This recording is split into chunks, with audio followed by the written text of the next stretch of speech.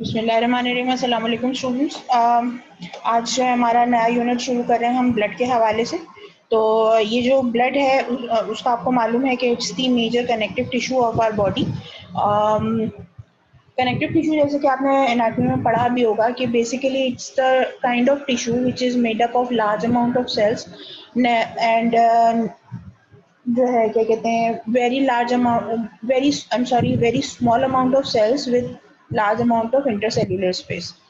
अब वो जो इंटरसेल्यूलर स्पेस होता है वो बेसिकली मैट्रिक्स भी हो सकता है। Matrix could be of different varieties.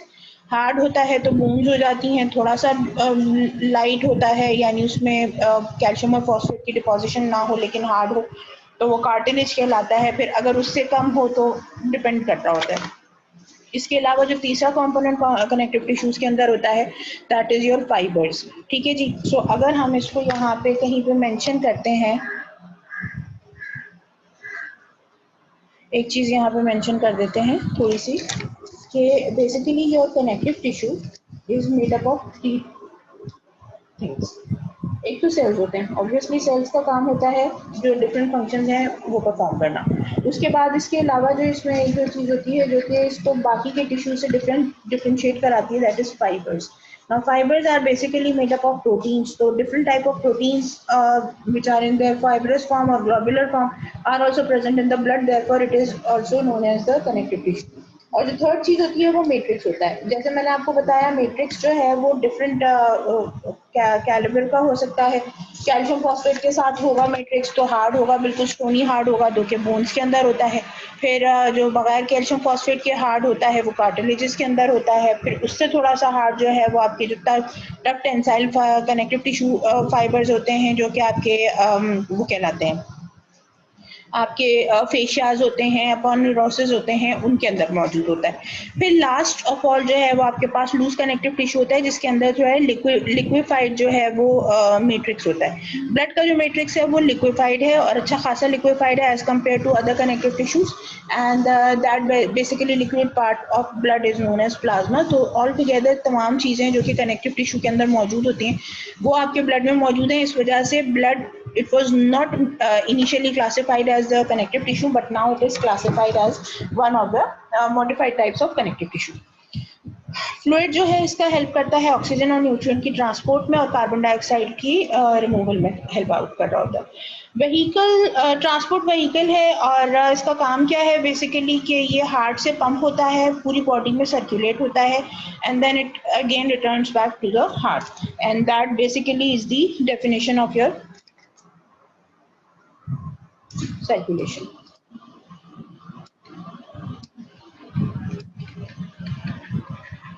ठीक है जी। सो बेसिकली जहाँ पे भी हार्ट की ब्लड की बात आएगी वहाँ पे आप सर्कुलेशन का जिक्र जरूर करेंगे क्योंकि अगर ब्लड है मूव कर रहा है तो वो ऑब्वियसली किसी सर्किटियस कोर्स में मूव कर रहा है and that circuitous course movement is known as circulation. अच्छा, उसके बाद फिर आपके पास है कि it is a connective tissue.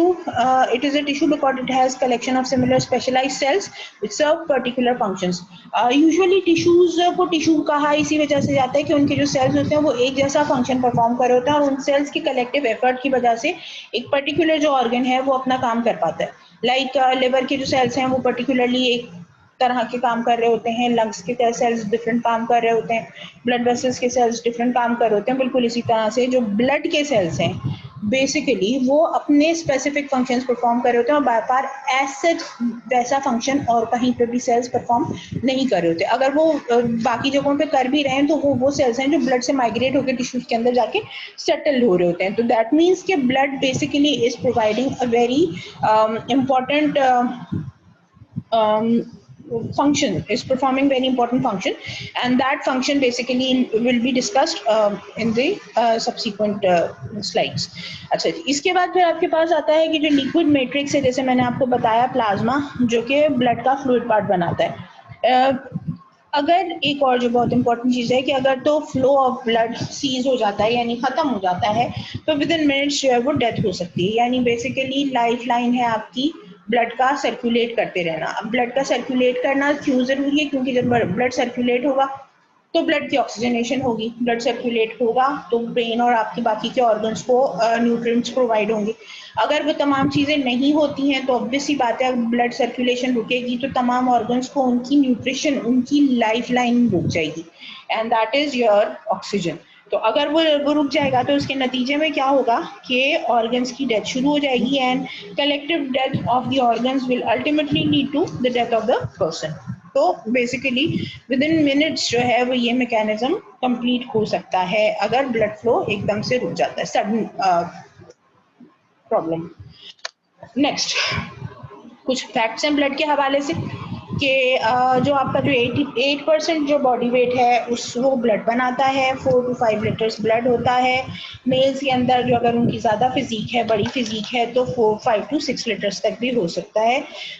Male female में जो डिफरेंस पाया जाता है वो बेसिकली उनके साइज़ की वजह से या उनकी जो बॉडी का जो मेकअप होता है और जो बॉडी की जो रिक्वायरमेंट होती है उसको सामने रखते हुए जो है वो नंबर ऑफ सेल्स आगे पीछे हो सकता है।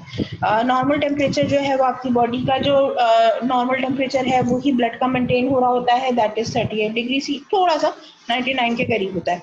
अच्छा, उसके बाद फिर आपके पास के पीएच जो है 7.35 to 7.45 के दरमियान में स्लाइटली बेसिक साइड पे रहता है। पानी का जो पीएच है वो 7 है और 7 से थोड़ा सा ज़्यादा अल्कलाइन साइड पे आपका पीएच होता है ब्लड का, ठीक है जी। और इसकी मेंटेनेंस के लिए भी अब ऑब्वियसली ब्लड के अंदर कुछ कंपोनेंट्स होते हैं जो इस पीएच को मेंटेन रख रहे होते हैं।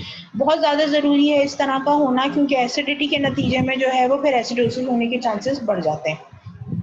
होल ब्लड जो है 4.5 to 5.5 टाइम्स ज़्यादा विस्कस होता है, यानी basically because of the presence of the formed elements और the cells in the blood, तो उसकी वजह से जो विस्कोसिटी है वो ज़रा ज़्यादा होती है। अच्छा, उसके बाद फिर arteries are brighter red as compare to veins just because of the oxygenation of the blood, ठीक है जी। क्योंकि आर्टरीज में मेजरली आपकी जो बॉडी है उसके अंदर जो आर्टरीज हैं वो ऑक्सीजनेटेड ब्लड रख रही होती हैं, लेकिन इसका ये मतलब हरगिज भी नहीं कि सारी आर्टरीज जो हैं वो ऑक्सीजनेटेड ब्लड रखती हैं। There are exceptions in the body where arteries are taking deoxygenated blood whereas veins are taking oxygenated blood.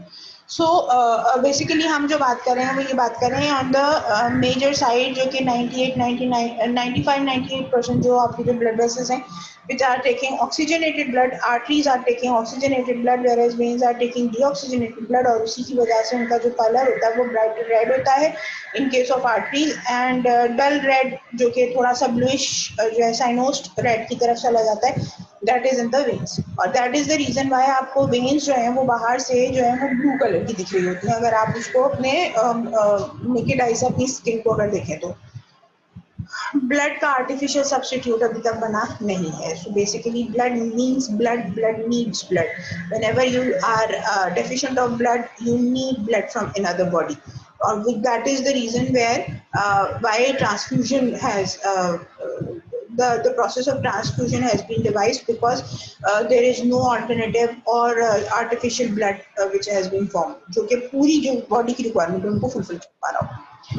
Blood के कंपोनेंट्स के हवाले से बात करते हैं कि ओपेक रेड फ्लूइड है जो कि फ्री फ्लो हो रहा होता है, जितना ज़्यादा डेंस और विस्कस होता है उतना ज़्यादा प्रॉब्लम करता है, लेकिन बहुत पतला हो तो भी इसका मतलब इसमें पानी का कंटेंट ज़्यादा है। तो अगेन इसकी जो एक जो मखसूस विस्कोसिटी है वो मेंटेन रहना बहुत ज़रूरी है। एवरेज अडल्ट जो होता है 60 ml ब्लड पर केजी के हिसाब से उसका होता है। अगर तो से फॉर एग्जांपल हम यहीं पे इसकी कैलकुलेशन कर लेते हैं थोड़ी सी,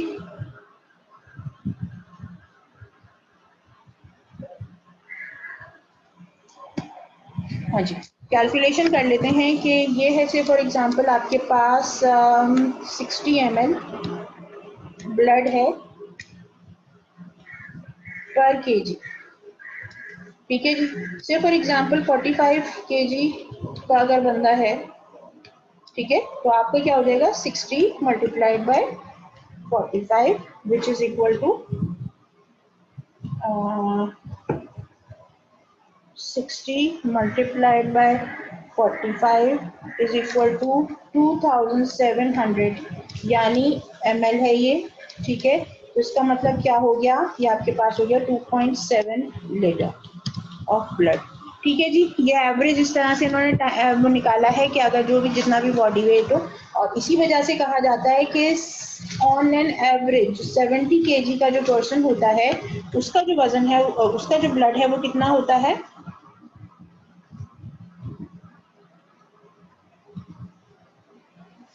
4200 ml which is 4.2 लीटर।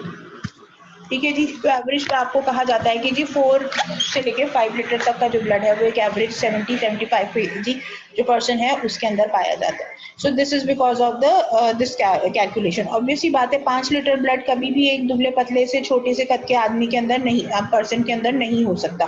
तो डिपेंडिंग जो एक जो जनरल रूल बन रहा है वो ये बन रहा है कि जी 60 ml पर kg के हिसाब से आप कैलकुलेट कर लें कि जी जो पर्सन है उसके अंदर कितना ब्लड होगा और कितना होना चाहिए। Now that 4 to 5 liter of blood that is present in an average 70-75 kg person, उसका 55% प्लाज्मा होता है, 45% फॉर्म्ड एलिमेंट्स होते हैं। Formed elements are made up of RBCs, डब्ल्यूबीसीज एंड प्लेटलेट्स। फॉर्म्ड एलिमेंट्स में सबसे ज़्यादा जो मेजर कंटेंट है, अगर आपने शुरू की जो तस्वीरें उसमें देखा भी हो, आरबीसी सबसे ज़्यादा होते हैं जो कि 43 to 44% of the formed elements बनाते हैं। बाकी का रिमेनिंग लेस देन 1% जो है डब्ल्यूबीसीज और प्लेटलेट्स होते हैं। जो जैसे आपको बताया कि darken deoxygenated blood deoxy haemoglobin की वजह से होता है, ये हम पहले ही बात कर चुके हैं, थोड़ी सी कहीं कहीं पे रिपीटेशन भी है स्लाइड्स में। अच्छा जी, इसके बाद फिर हम अगर प्लाज्मा की बात करते हैं तो जैसा मैंने बताया कि plasma is the matrix, liquid matrix of the blood. Complex solution है जो कि 90% वाटर होता है, लेकिन इसके अलावा इसके अंदर और भी जो है वो सोल्यूट्स मौजूद होते हैं जिनमें प्लाज्मा प्रोटीन्स होते हैं। और फिर इसके अलावा जो बहुत इंपॉर्टेंट चीज़ है प्लाज्मा प्रोटीन्स के हवाले से वो ये कि ये दे एक्सर्ट ऑस्मोटिक प्रेशर। ठीक है जी, ये बहुत इंपॉर्टेंट चीज़ होती है। ऑस्मोटिक प्रेशर का मतलब ये है कि ये वो प्रेशर है that tends to suck the fluid. ठीक है जी, से फॉर एग्जांपल ये एक ब्लड वेसल बनाई हुई है हमने और इसके अंदर यहाँ पे बहुत सारा पानी है, ठीक है, और यहाँ पे प्रोटीन्स हैं। ना जहाँ पे, अच्छा ये से फॉर एग्जांपल यहाँ बाहर भी प्रोटीन है, यहाँ बाहर भी प्रोटीन है। अच्छा, अब इसके बाद हम इसको चाह रहे हैं कि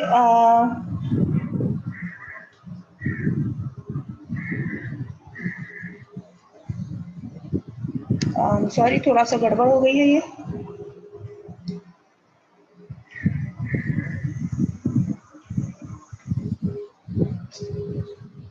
हाँ, इसमें ये हम बात कर रहे हैं कि ये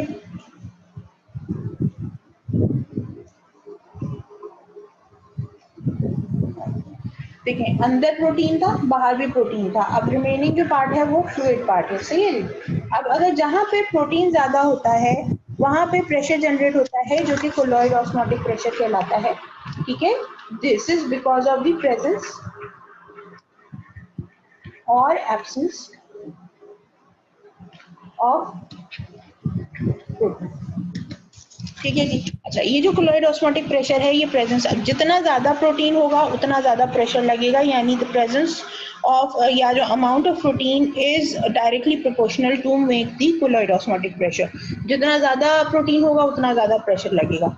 जहां प्रोटीन ज्यादा होगा वहां पे प्रेशर लगेगा, यानी वहां पे ब्लड सक होगा।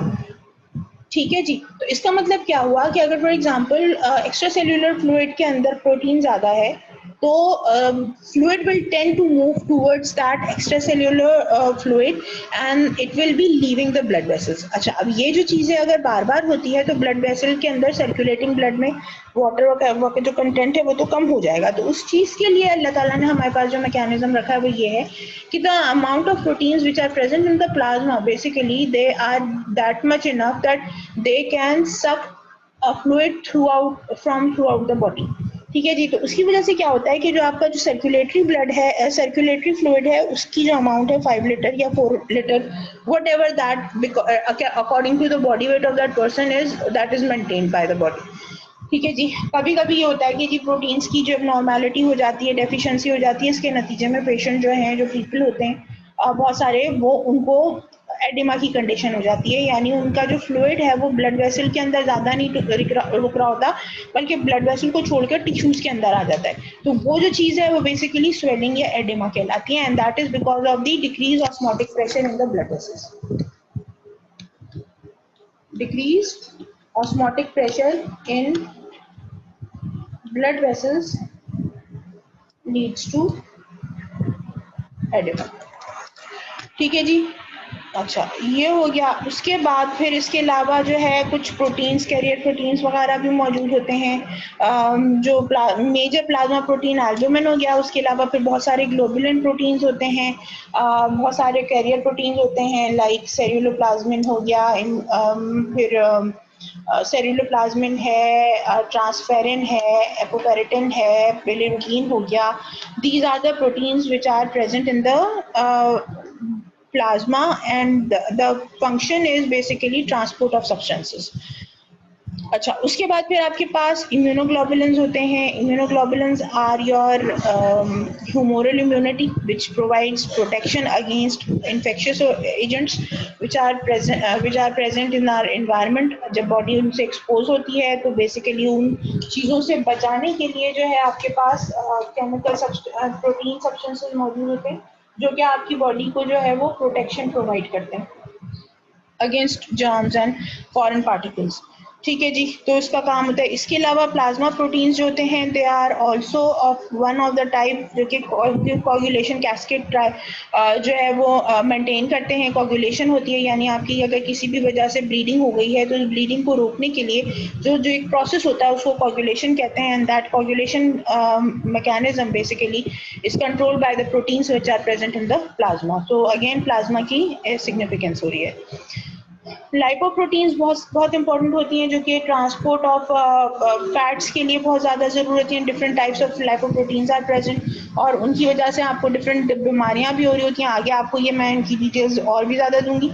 अच्छा, उसके अलावा फिर आयरन ट्रांसपोर्ट करने के लिए ट्रांसफेरिन, कॉपर ट्रांसपोर्ट करने के लिए ceruloplasmin are present in the plasma. अभी पिछली स्लाइड है उसमें मैं आपसे बता भी रही थी, these are known as the metal binding proteins. Organic components plasma के क्या होते हैं, जैसे मैंने आपको बताया lipid, cholesterol, glucose, urea and creatinine. इनके बारे में क्या क्या है डिटेल्स अभी पढ़ेंगे। इन ऑर्गेनिक कंपोनेंट्स में जो आयंस होते हैं उनमें आपके पास आ जाते हैं सोडियम जो कि ऑस्मोटिक प्रेशर जनरेट करता है, फ्लूइड मूवमेंट कराता है ब्लड के अंदर। मेजर इंट्रासेल्यूलर आयन है, अगर ये थोड़ा सा भी ज़्यादा हो जाए तो किसी भी किस्म की बीमारी कॉज कर सकता है। Calcium is maintained bye parathyroid and calcitonin hormone but it is also maintained in the blood obviously, क्योंकि आपकी जो अभी पीछे ही हम पढ़ के आए हैं कि नर्व की जो नर्व में जो कंडक्शन हो रही है और मसल्स के अंदर जो कॉन्ट्रैक्शन हो रही हैं वो बेसिकली कैल्शियम डिपेंडेंट है। तो कैल्शियम का जो लेवल है वो टिश्यूज में मेंटेन होने के लिए उसका ब्लड का कैल्शियम लेवल मेंटेन होना बहुत ज़्यादा ज़रूरी है, क्योंकि अगर ब्लड में कैल्शियम मेंटेन नहीं होगा तो टिश्यूज की जो रिक्वायरमेंट है वो फुलफिल नहीं हो पाएगी। सो बेसिकली जो ब्लड के अंदर जो कैल्शियम की मेंटेनेंस है वो कैल्सिटोनिन और पैराथायरॉइड हार्मोन्स करते हैं। पैराथायरॉइड हार्मोन और कैल्सिटोनिन एक दूसरे के ऑपोजिट काम करते हैं, यानी अगर एक जो है वो कैल्शियम लेवल्स को इंक्रीज कर रहा है तो दूसरा कैल्शियम लेवल को डिक्रीज भी करता है। अल्लाह ताला ने ये मैकेनिज्म रखा है ताकि अनचेक्ड किसी भी किस्म का कोई नेगेटिव या पॉजिटिव बैलेंस ना हो सके। कैल्शियम एक लेवल तक रिक्वायर्ड है, उससे ज्यादा से भी टॉक्सिसिटी हो सकती है, तो उस चीज को प्रिवेंट करने के लिए आपके पास कैल्सिटोनिन हार्मोन मौजूद है।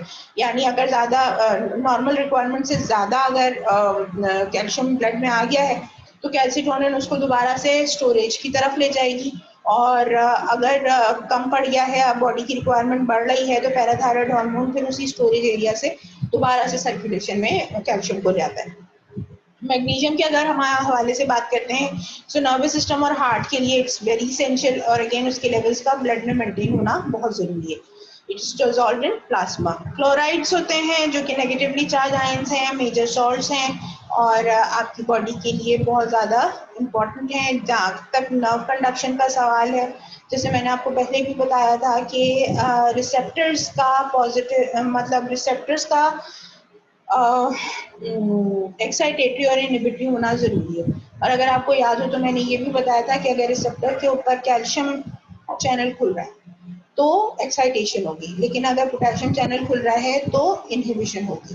बिल्कुल इसी तरह से अगर क्लोराइड चैनल खुल रहा है तो भी इनहिबिशन होगी, क्योंकि क्लोराइड क्या करेगा, it will tend to move inside the cell and it is basically because it is a negatively charge ion, so it will be increasing the negativity inside the cell and that will obviously will be leading towards the hyperpolarization. That means कि आपका जो जो जो depolarization का process है वो further delay हो जाएगा। अच्छा, बाइकार्बोनेट्स हैं ट्रांसपोर्ट कार्बन डाइऑक्साइड की ट्रांसपोर्ट फॉर्म है। हम जैसे पहले हम जब छोटे होते थे तो हम ये समझते थे कि जिस तरह से हीमोग्लोबिन के साथ अटैच होकर कार्बन डाइऑक्साइड हीमोग्लोबिन के साथ अटैच होकर ऑक्सीजन ट्रांसपोर्ट होता है, तो उसी तरह जब कार्बन डाइऑक्साइड निकल के आता होगा तो वो भी हीमोग्लोबिन से अटैच होता होगा, और इसी की वजह से जो हीमोग्लोबिन है वो ब्लू कलर का हो जाता है, जिसकी वजह से आपको ब्लड वेसल्स ब्लू नजर आती है। लेकिन ऐसा नहीं है। बेसिकली होता क्या है कि कार्बन डाइऑक्साइड जो है वो टोटल जो ना अमाउंट सर्कुलेशन में मौजूद होता है उसका सिर्फ 5% जो है वो हीमोग्लोबिन या आरबीसी से अटैच रहता है। जो रिमेनिंग कार्बन डाइऑक्साइड होता है वो ट्रांसपोर्ट होता है in the form of bicarbonates. ठीक है जी। तो ये जो बाइकार्बोनेट्स है ये फिर आगे जाके डिसोसिएट करते हैं कार्बन डाइऑक्साइड में कन्वर्ट होके और उसको फिर एक्सक्रीट आउट करवा देते हैं थ्रू द लंग्स। फॉस्फेट्स हैं बेसिकली, जैसे मैंने अभी थोड़ी देर पहले बताया कि आपने ब्लड का जो पीएच है उसको मेंटेन रखवाना है, और वो जो पीएच मेंटेन नहीं होगा तो प्रॉब्लम हो जाएगी। तो उसके लिए आपकी बॉडी के अंदर बफर्स मौजूद हैं, and those buffers basically maintain the pH to the required level, जो कि आपका कितना है 7.3 7.4 के करीब है। आयोडाइड जो है वो सर्कुलेशन में मौजूद होता है, बहुत कम अमाउंट में मौजूद होता है, ज़्यादा अमाउंट में थायराइड हार्मोन थायराइड ग्लैंड के अंदर मौजूद होता है। वजह क्या है कि इससे थायराइड हार्मोन बनता है, और अगर आयोडाइड की डेफिशिएंसी हो जाती है तो थायराइड की डेफिशिएंसी होने के चांसेस बढ़ जाते हैं। ठीक है जी। तो अगेन पूरा जो मेटाबॉलिज्म है वो नॉर्मल हो जाएगा, तो इस चीज़ को प्रिवेंट करना बहुत ज़रूरी है, और उसके लिए आपके पास जो है वो थायराइड हार्मोन की सिंथेसिस के लिए आयोडाइड है, जो कि प्लाज्मा में अगेन मिलेगा आपको। ये एक बहुत इंपॉर्टेंट चीज़ है। बहुत दफ़ा ये होता है क्योंकि आप लोग अब हेल्थ साइंसेस के स्टूडेंट्स हैं, तो you should know the difference between plasma and serum and what is the separation method of plasma and serum. Plasma की अगर हम बात कर रहे हैं तो जैसे कि अभी हम थोड़ी देर पहले बात करके बैठे हैं कि when formed element settle down, जो आपके पास जो लिक्विड फेज रह जाता है दैट इज़ योर प्लाज्मा। अच्छा, अब अगर फॉर एग्जांपल आप कभी-कभार ऐसा भी होता है कि आप जो हैं वो क्या कह रहे होते हैं कि प्लाज्मा जो है वो बेसिकली आपने ब्लड को ऐसे ही रख दिया, थोड़ी देर के बाद आप देखते हैं कि ब्लड को अगर थोड़ी देर के लिए भी स्टैंड करवाया जाए तो वो क्या होता है, जम जाता है या क्लॉट हो जाता है। तो बेसिकली जब हम बात कर रहे हैं तो ब्लड अगर क्लॉट हो जाता है तो पीछे जो स्ट्रॉ कलर का फ्लूइड निकल के आता है हम उसको सीरम कहते हैं।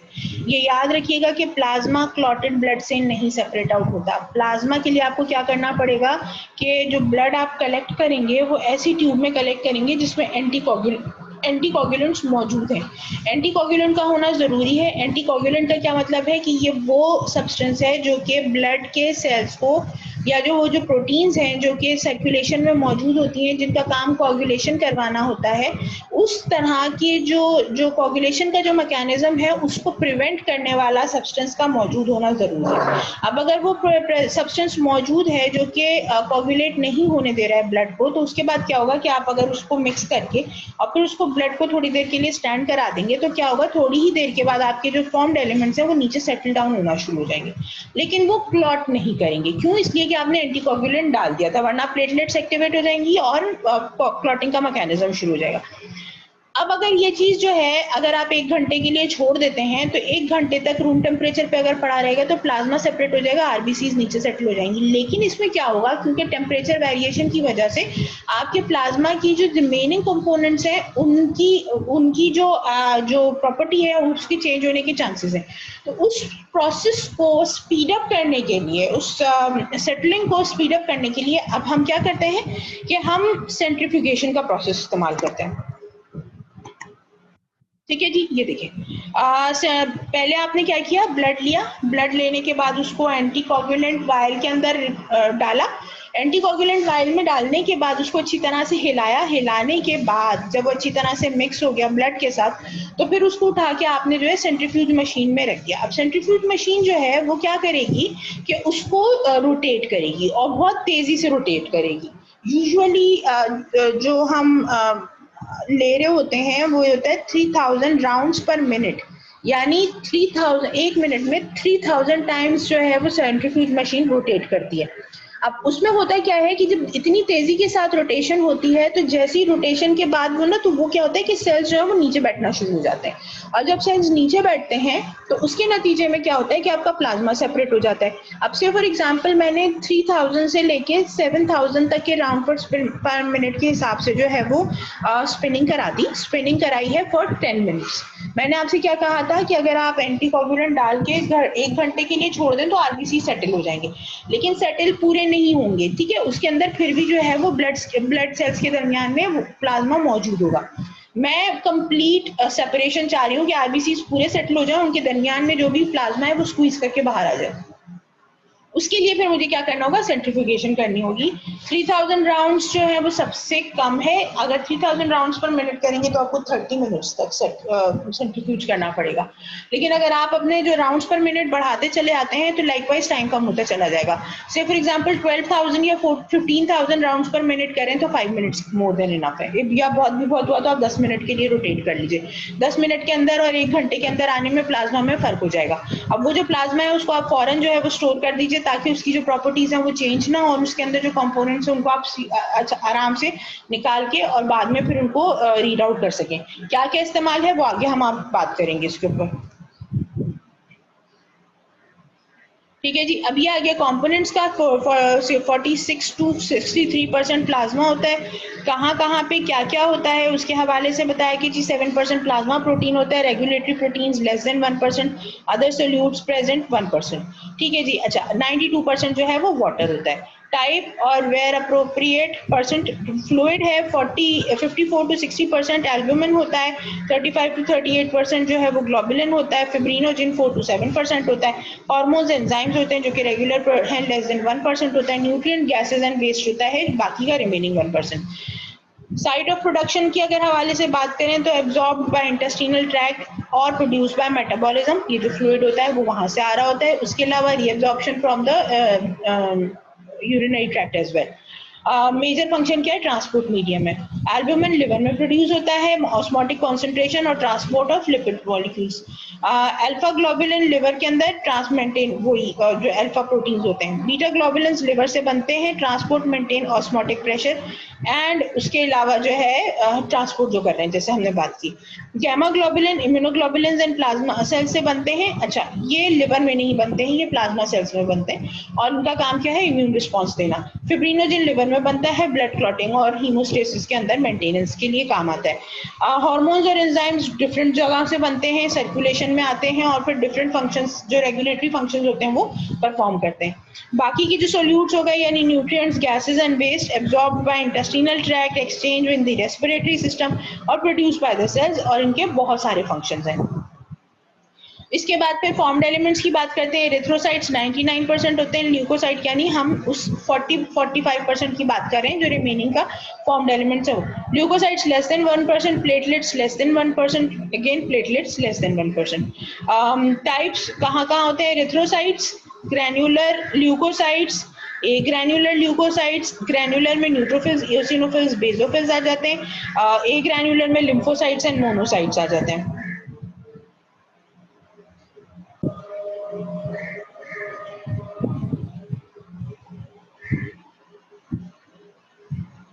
अच्छा जी, तो हम ये बात कर रहे थे कि जो आपके फॉर्म्ड एलिमेंट्स होते हैं आरबीसीज, डब्ल्यूबीसीज और प्लेटलेट्स, उनके हवाले से तो एरिथ्रोसाइट्स ग्रैन्युलोसाइट्स होते हैं। ग्रैन्युलोसाइट्स न्यूट्रोफिल्स, इओसिनोफिल्स और बेसोफिल्स के ऊपर मुश्तमिल होते हैं। ए ग्रैन्युलोसाइट्स में लिम्फोसाइट्स और मोनोसाइट्स आते हैं। रेड ब्लड जो रेड बोन मैरो होता है उसमें एरिथ्रोसाइट्स पाए जाते हैं। ग्रैन्युलर ल्यूकोसाइट्स जो हैं वो रेड बोन मैरो से बनते हैं।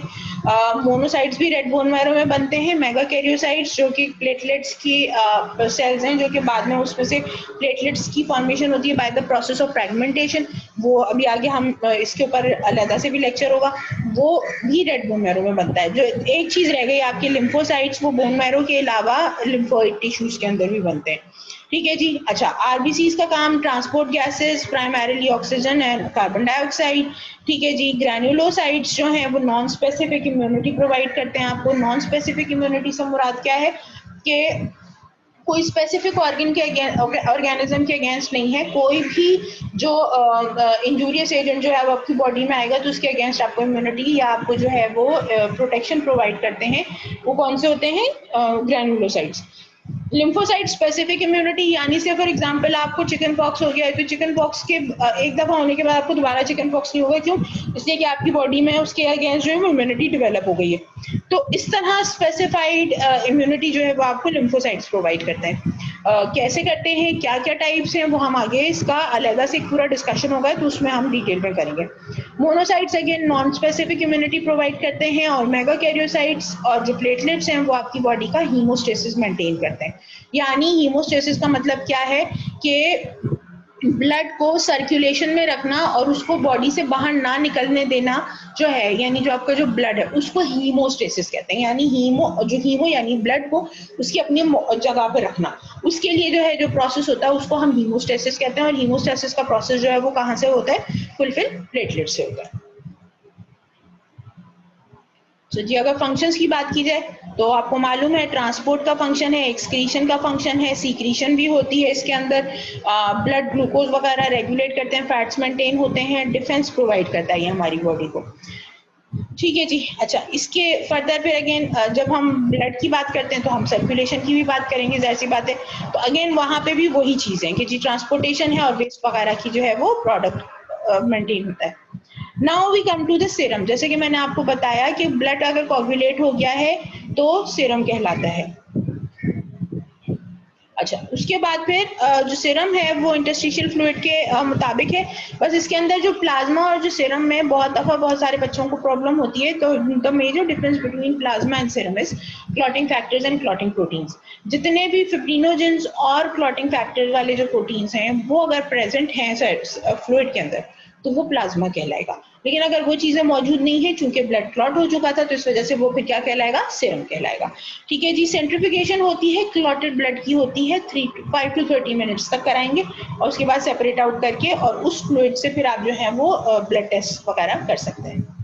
ठीक है जी। यहाँ तक मेरा ख्याल है आज के जो लेक्चर है उसके लिए काफ़ी है। जो नेक्स्ट टॉपिक है उसको हम इंशाल्लाह इसमें आगे जो है वो टॉपिक बेसिकली थोड़ा सा रिपीटेशन है, लेकिन इसके अंदर मैं आपको कुछ जो क्लिनिकल एस्पेक्ट्स हैं वो इन जनरल डिस्कस करूंगी। तो उसके लिए फिर जो है वो नेक्स्ट क्लास होगी इंशाल्लाह। Thank you for being with me. जज़ाकल्लाह। अल्लाह हाफिज़।